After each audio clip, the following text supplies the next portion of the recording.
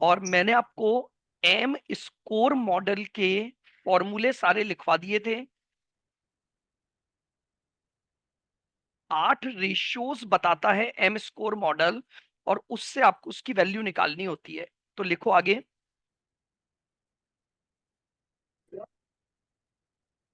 How to calculate M score model.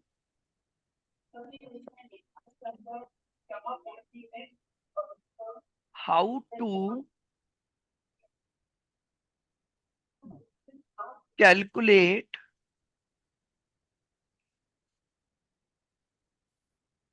M score model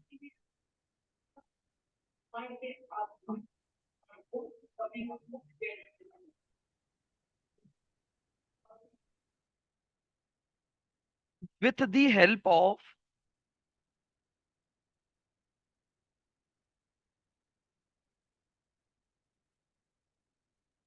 with the help of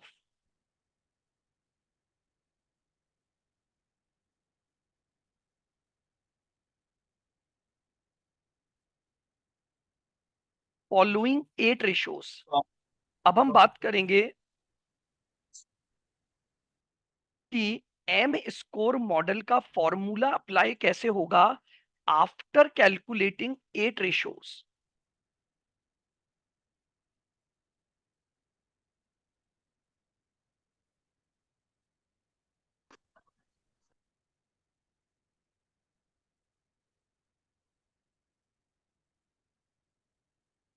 तो लिखें,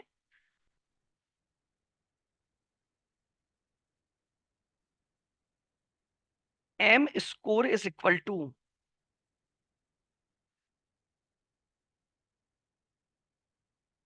4.84 plus negative का 4.84 plus 0.92 DSRI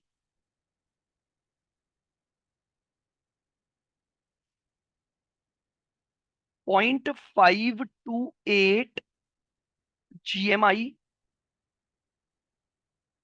plus 0.404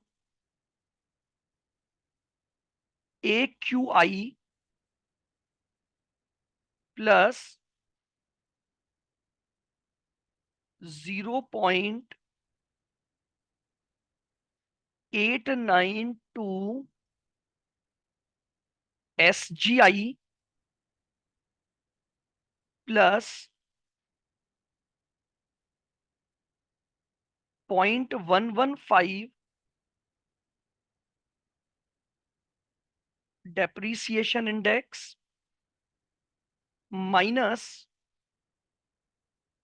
1.172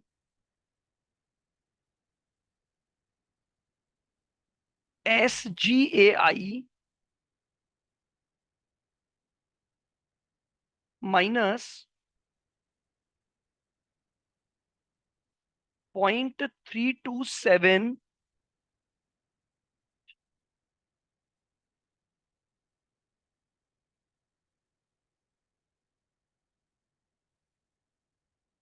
LEVI plus 4.679 TATA। ये आपका बेनिश M model का formula है।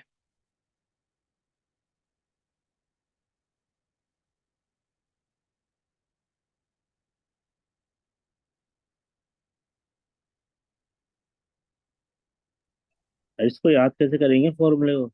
अब ये इन्होंने जोड़ रखा है, कोई रेलेवेंस ही नहीं था इस फॉर्मूले का। बस मॉड्यूल में एक फॉर्मूला जोड़ दिया और छोटा सा एक एग्जांपल इन्होंने ऐड कर दिया। ये नहीं होगा, ये पॉइंट्स इतनी डिजिट्स ही भूल जाएंगे कि किसके साथ कौन सा फैक्टर है।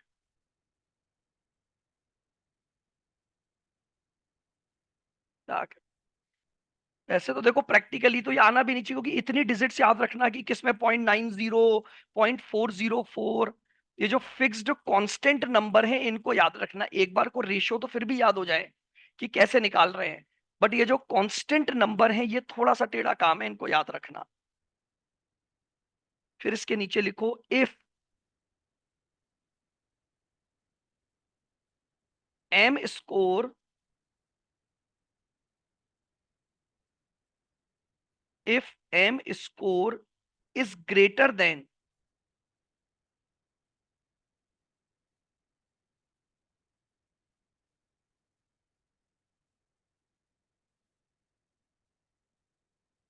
if m score is greater than minus का 2.22,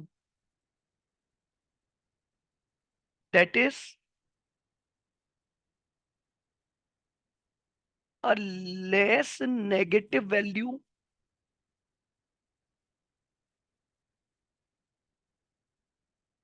or positive number, और पॉजिटिव नंबर। समझना ये क्या बोल रहा है। अगर एम स्कोर की जो लिमिट है वो इससे बड़ी आ रही है, नेगेटिव में तो जितना ये कम होता जाएगा वो ज्यादा वैल्यू होती जाएगी, और या फिर कोई पॉजिटिव नंबर आ जाए, तो लिखो वी कैन से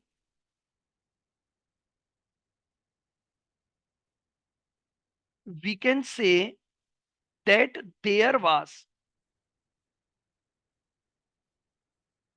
that there was likely possibility there was a likely possibility that profits are manipulated, that profits are manipulated। तो हम ये मानेंगे कि जो प्रॉफिट्स हैं उनमें संभावना है, लाइकली टू बी मैनिपुलेटेड, कि आपने अपने प्रॉफिट्स को क्या किया हुआ है, मैनिपुलेट किया हुआ है। और सेकंड पॉइंट लिख लो, if m score is less than 2.22,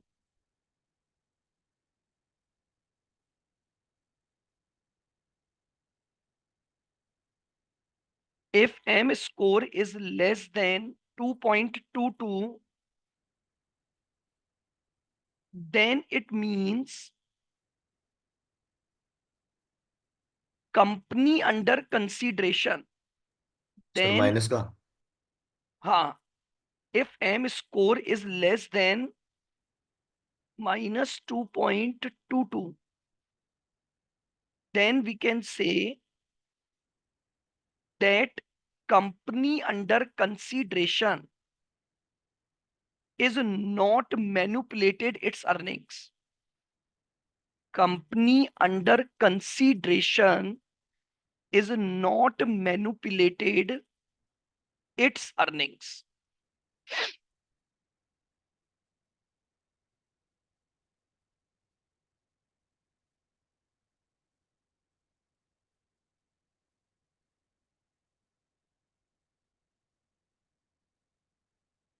एक एग्जांपल है,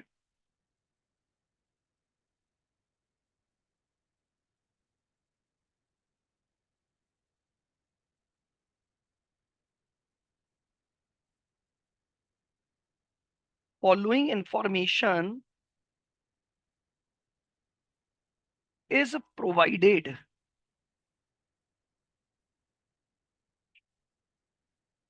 in respect of A Limited।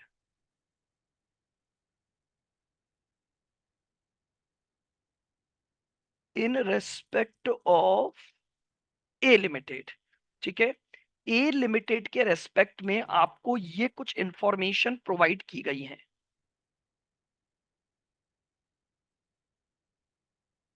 Index और उसका स्कोर भी आपको दिया हुआ है। DSRI index 0.741, GMI index 1.324, AQI 0.68, SGI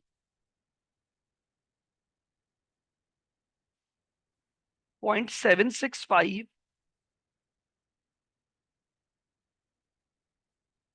DEPI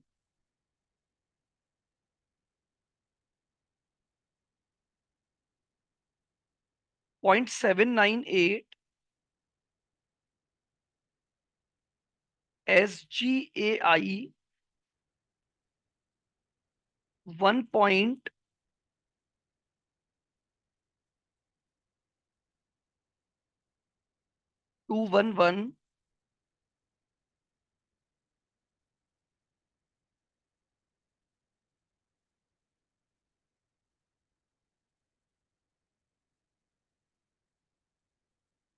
फिर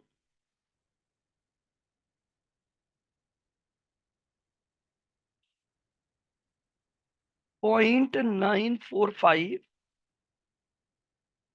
और TATA 044। ये लीजिए, उसने 8 रेशियोज आपको कैलकुलेट करके दिए हैं। ठीक है, बस इस तरह से ही क्वेश्चन आपके मॉड्यूल में है। Calculate Beneish M score.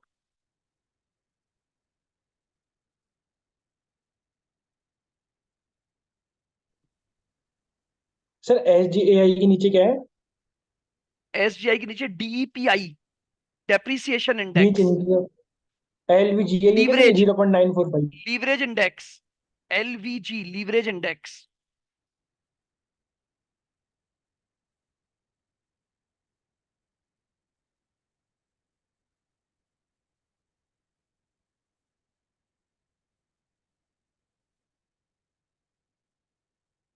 लीजिए, कैलकुलेट बेनिश एम स्कोर। तो आपको कुछ नहीं करना है, बस वो जो ऊपर फॉर्मूला है उसमें ये रेशियोज रखते जाओ और अल्टीमेटली निकालो कि आपका बेनिश एम स्कोर की वैल्यू क्या आ रही है।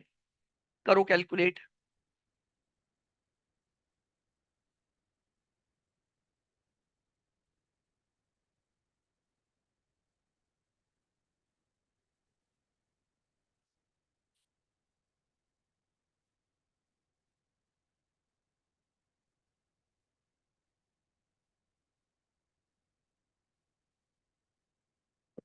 5.75 5.5.75।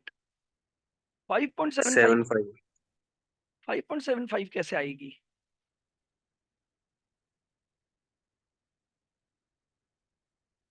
शुरू का 4.84 नेगेटिव है।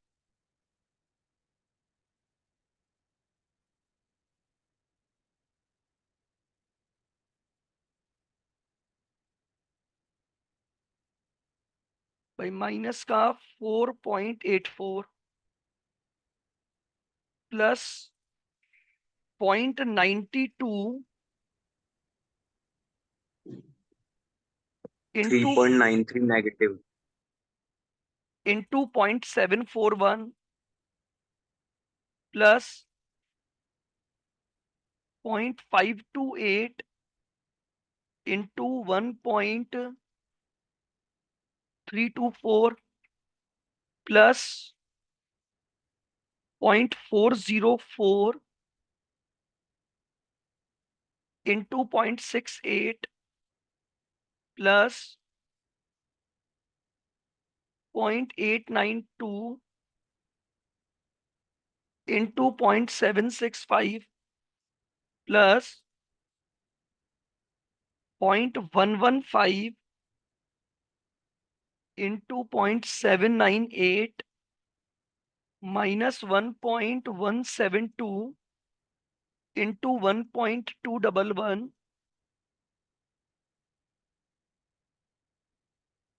Minus 0.327 into 0.945 plus 4.679 into 0.044।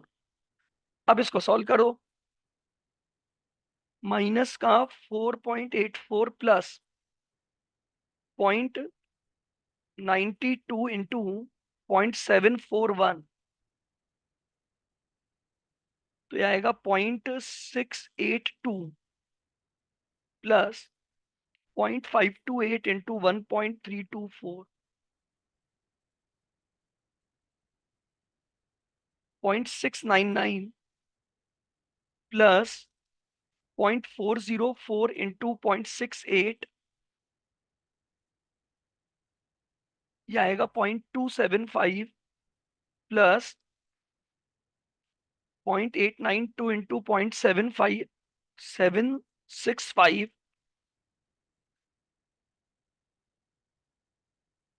ये आ गया 0.682 प्लस 0.115 इंटू 0.798 0. माइनस का 3.46 आ रहा है sir. Minus 1.172 into 1.12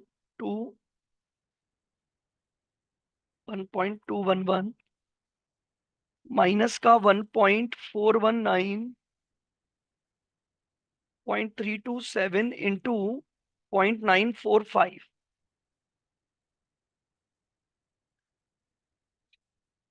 plus 4.679 into 0.044।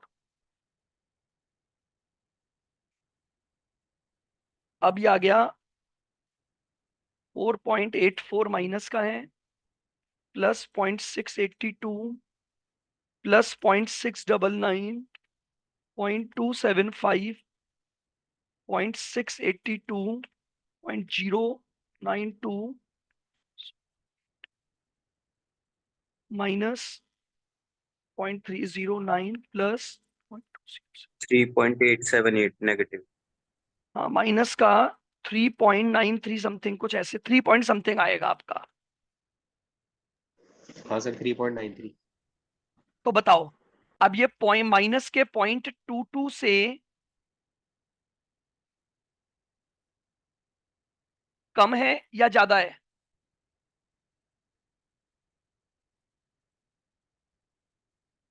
कम है। कम है। कम है तो इसका मतलब हम क्या बोलेंगे? Earning is not manipulated. तो बस लिख दो डिसीजन, नोट मैनिपुलेटेड। लिखो since M score calculated since m score calculated is less than the cutoff rate या cutoff point is less than the cutoff point, so we can conclude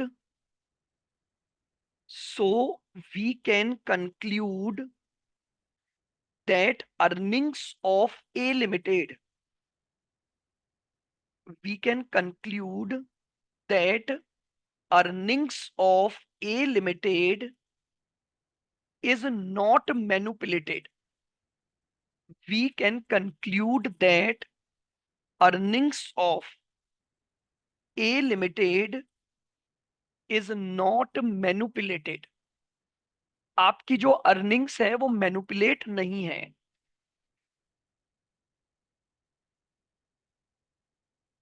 ये था आपका topic vanish M score.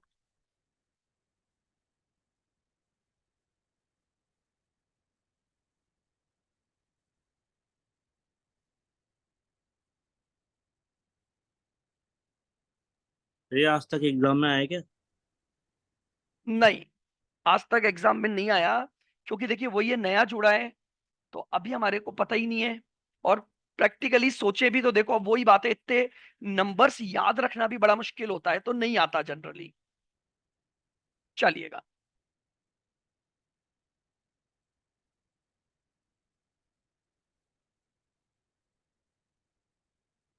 हमारा जो next practical topic है that is VAR calculation. VAR that is value at risk।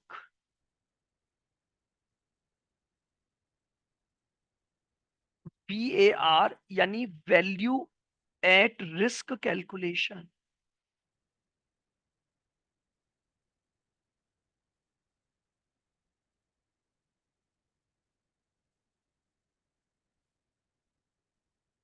Value at risk calculation.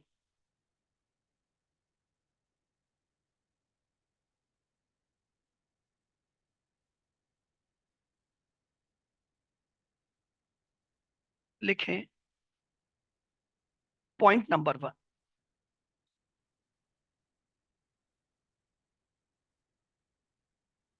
VAR is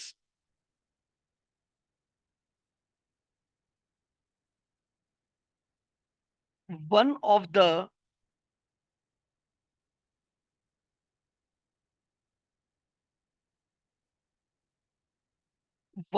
the most famous method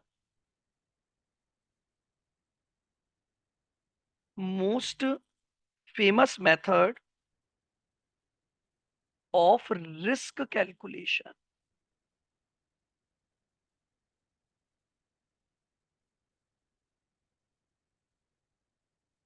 risk calculation का one of the most famous method क्या है? VAR या value at risk. लिखो second point,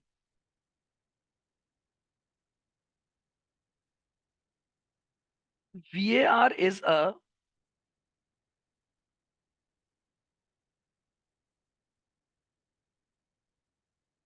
statistic model। VAR is a statistic model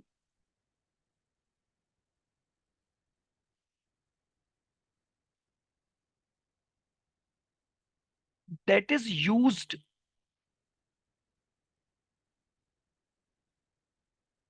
in risk management।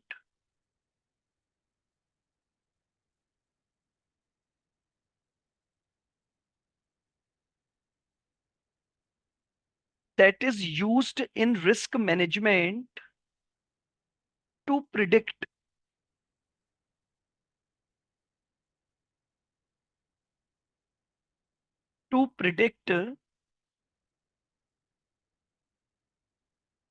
the maximum possible loss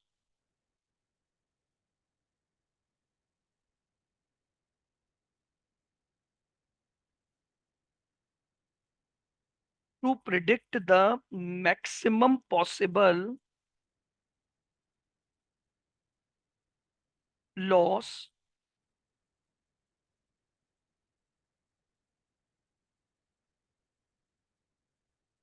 over a specific time frame, over a specific time frame।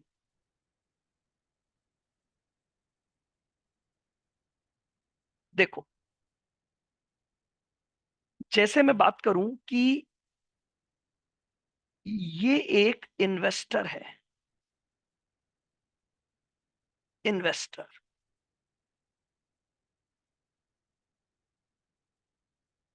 ध्यान से समझना, ये investor x limited में invest करने के बारे में सोच रहा है। ठीक है, इन्वेस्ट करने के बारे में सोच रहा है कि यार मैं एक्स लिमिटेड में 2 लाख रुपए इन्वेस्ट करना चाहता हूं,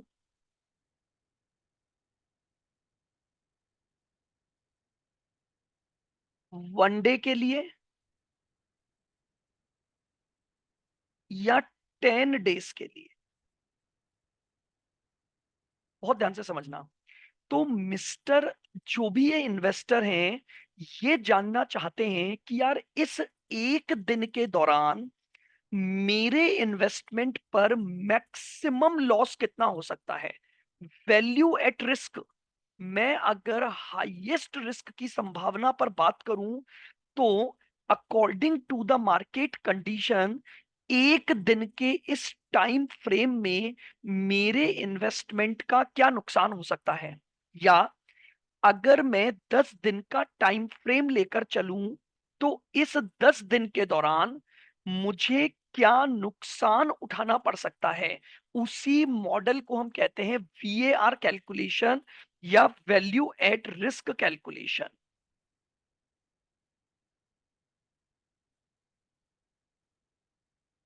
लिखो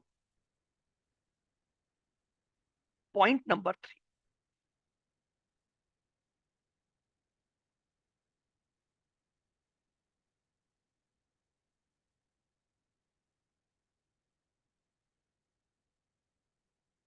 interpretation of VAR। Interpretation of VAR को कैसे रीड किया जाता है? For example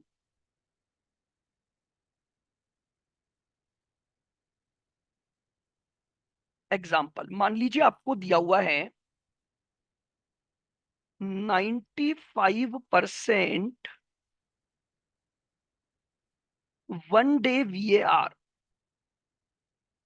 is equal to ₹80,000।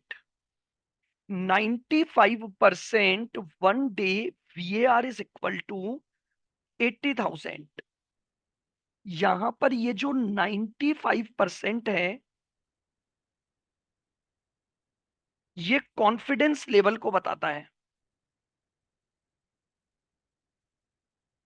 Confidence level, ठीक है। और ये जो है 1 डे, ये 1 डे पीरियड को बता रहा है, पीरियड को बता रहा है। और ये बता रहा है size of possible loss, size of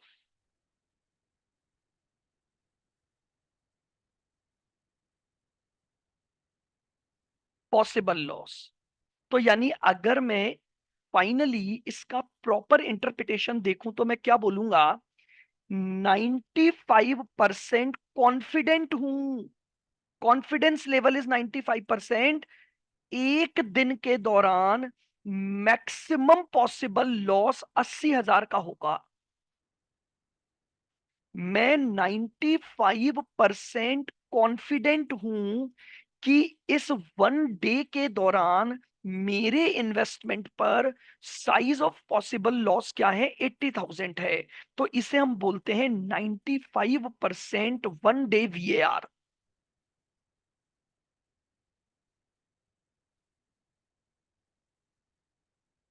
बात समझ में आई? मैं अगर ये बोल रहा हूं कि, और देखो एक बार,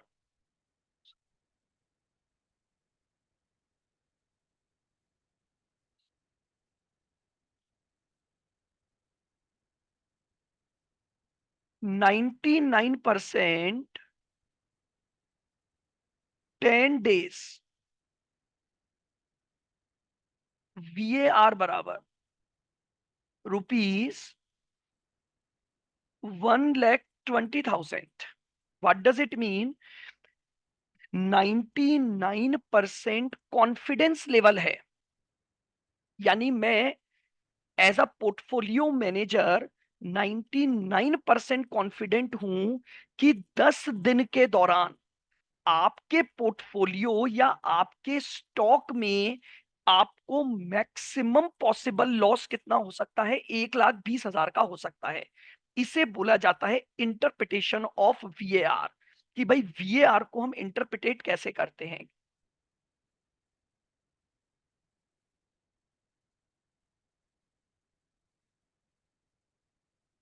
लिखो नेक्स्ट पॉइंट,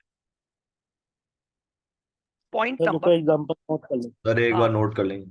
बिल्कुल करो, ये लो देता हूं। ये हो गया कॉन्फिडेंस लेवल,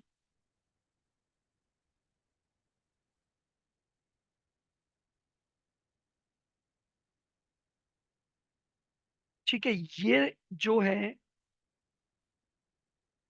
ये हो गया पीरियड, और ये हो गया maximum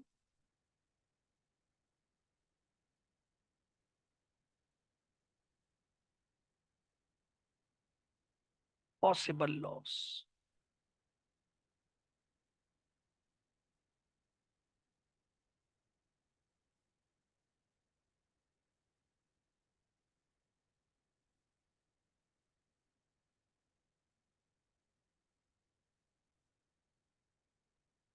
point number 4,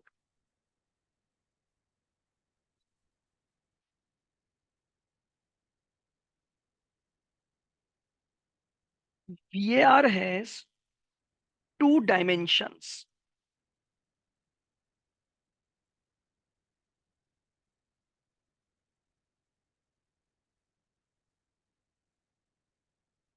VAR has two dimensions.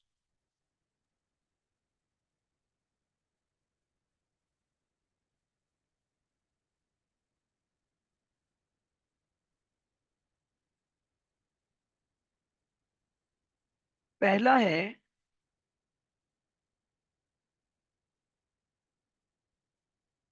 Confidence level, यानी VAR की कैलकुलेशन दो बेसिक डायमेंशंस पर डिपेंड करती है, एक कॉन्फिडेंस लेवल और एक time period.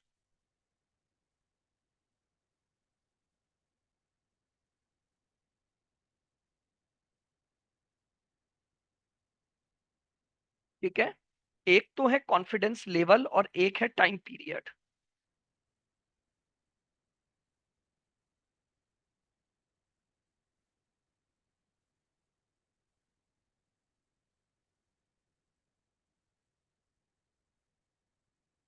Means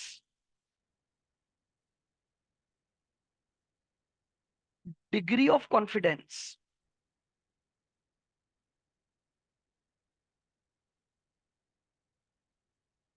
means degree of confidence. Confidence level का मतलब होता है आप किस डिग्री तक कॉन्फिडेंट हो।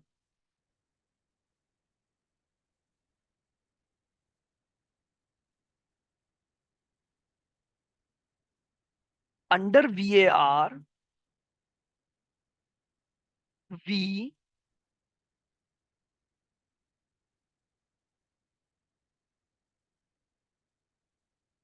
generally use 95%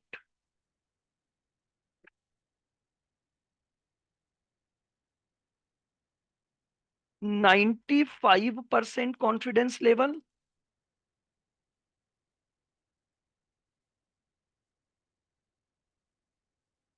97.5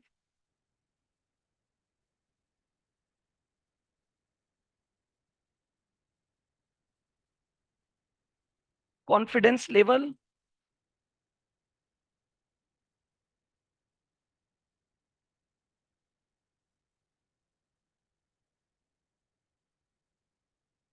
ninety nine percent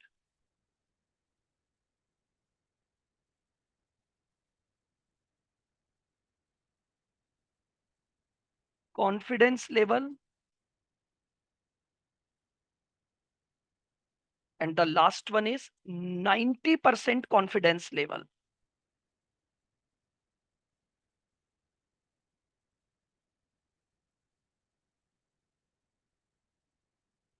समझना, हम जनरली 4 लेवल पर VAR को कैलकुलेट करते हैं कि अगर किसी भी इन्वेस्टमेंट को लेकर हम 90% कॉन्फिडेंट हैं, हम 95% कॉन्फिडेंट हैं, हम 97.5% कॉन्फिडेंट हैं, या हम 99% कॉन्फिडेंट है।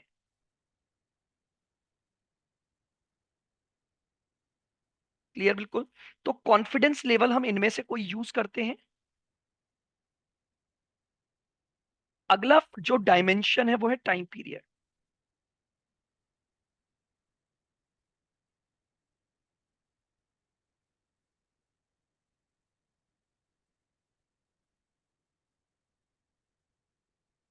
We can calculate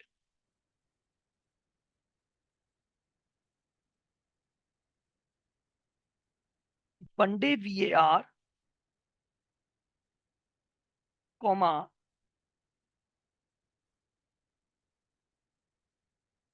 10 days VAR,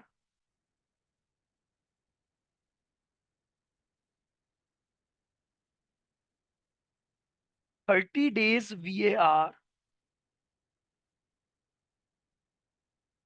365 days VAR। One day VAR निकलवाया जा सकता है आपसे, 10 day VAR निकलवाया जा सकता है, 30 days, 365।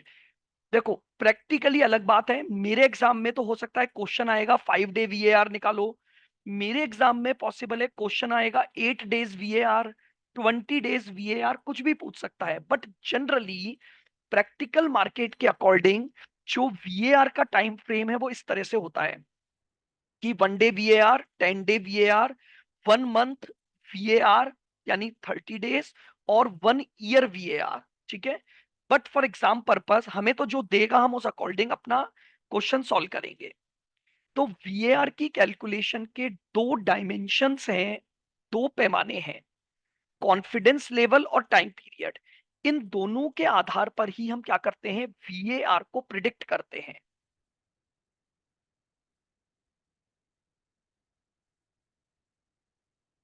Point number 5,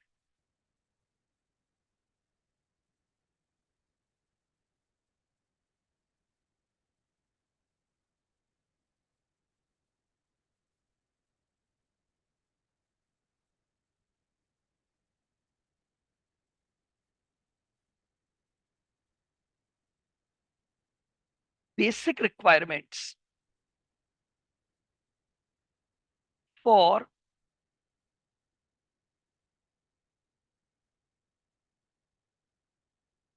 calculation of VAR, basic requirements for calculation of VAR।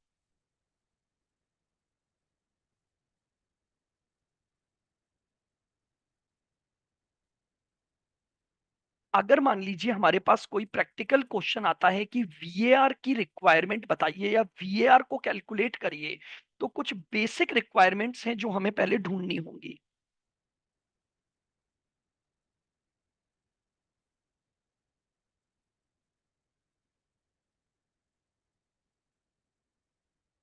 Standard deviation of stock,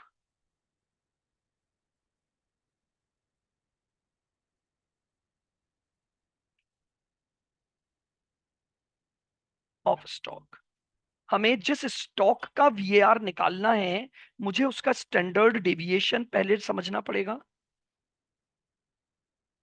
दूसरी रिक्वायरमेंट है कॉन्फिडेंस लेवल,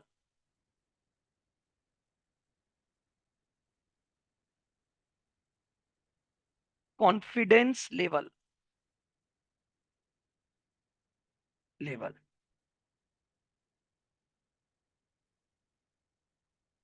तीसरा फैक्टर जो मुझे चाहिए दैट इज टाइम